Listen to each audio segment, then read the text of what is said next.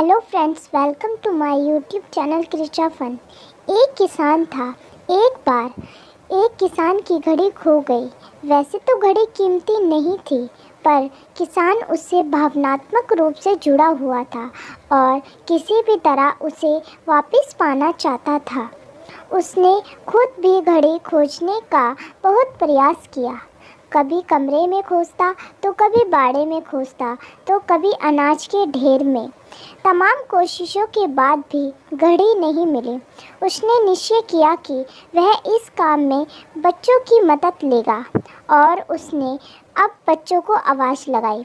सुनो बच्चों, तुमसे जो कोई भी मेरी घड़ी खोई हुई वापस लाके देगा, मैं उसे इनाम दूंगा। फिर क्या था, सभी बच्चे जोर शोर से इस काम में लग गए। वे हर जगह की छानबीन करने लगे, ऊपर नीचे, बाहर, आंगन में, हर जगह।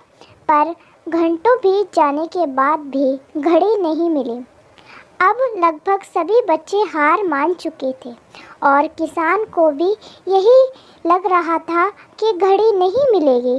तभी एक लड़का उसके पास आया और बोला, काका मुझे एक मौका और दीजिए, पर इस बार मैं यह काम अकेले ही करना चाहूँगा। उसने तुरंत हाँ कर दी। लड़का एक एक करके घर के कमरों में जाने लगा और जब वह किसान के शयन कक्ष से निकला तो घड़ी उसके हाथ में थी।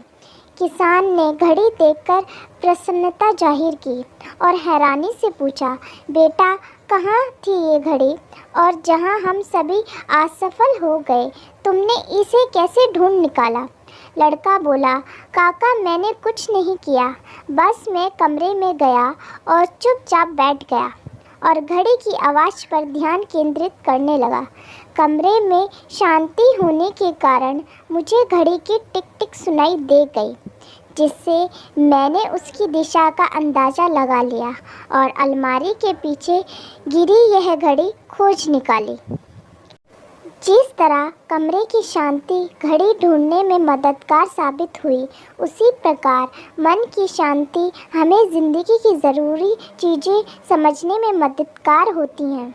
हर दिन हमें अपने लिए थोड़ा वक्त निकालना चाहिए, जिसमें हम बिल्कुल अकेले हों, जिसमें हम शांति से बैठकर खुद से बात कर सकें और अपने भीतर की आवाज़ को सुन सकें। तभी हम ज़िंदगी को और अच्छे ढंग से जी पाएंगे।